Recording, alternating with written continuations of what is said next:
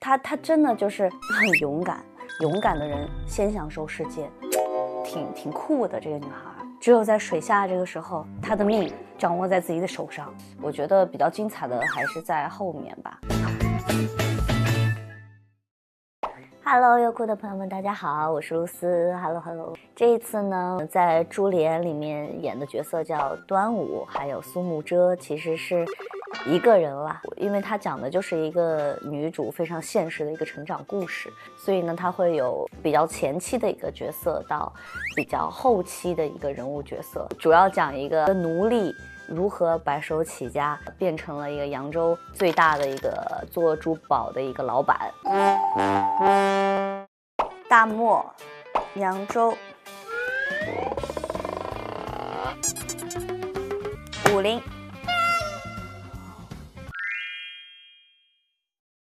你觉得端午饰演过最怎样的角色？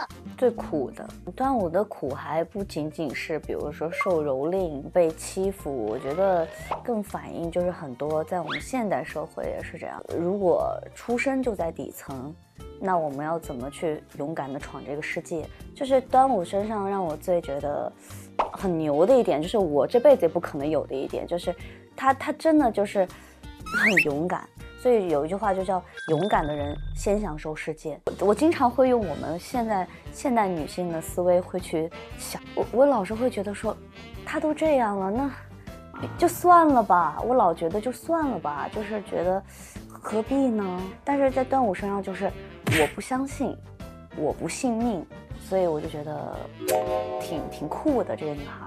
我也没有觉得所有女孩就一定要去非常勇敢，然后非常坚韧去闯这个世界，我不会这么觉得，我只是觉得顺其自然吧。端午有很多踩珠的戏份要下水，你在拍过后有怎样的体验呢？因为反而我在昨天水下的时候，我会觉得有一种不一样的感受。来。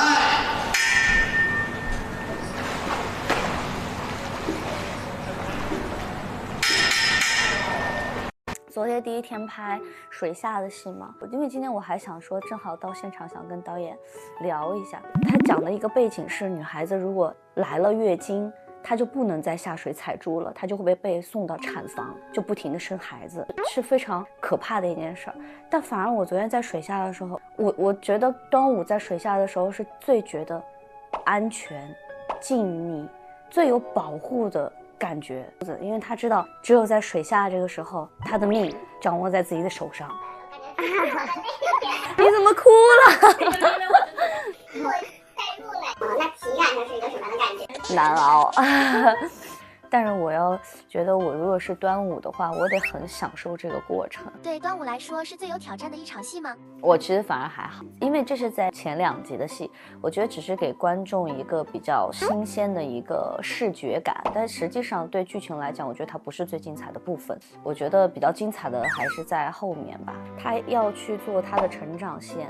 然后他有他的感情线，还不止一条，然后还有自己的亲人线，还有朋友线，然后他就很忙哎，他这辈子很多事哎，我感觉这个女孩就是她闲不了一点儿，她脑子好像就没有就是放空过，她是一个内心复杂的一个女孩子，因为她从开始到最后，她就不是一个轻松的人，就是每一场戏我都会怕漏掉了这个情绪，就上一场好像她跟这个男的刚吵完架。